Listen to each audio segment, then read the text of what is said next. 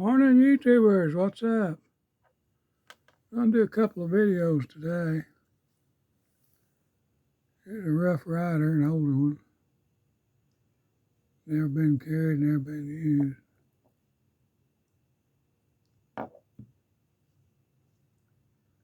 They're decent knives most of the time. I don't remember what to give for it though. Probably 15, 16 bucks. Here's one made in the same place Rough Riders are made, China. I think I give like $5.95 or $5.99.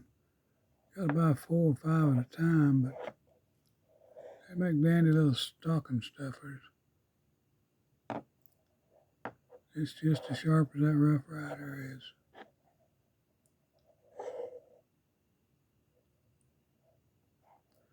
Maybe more. Not a mark on the blades.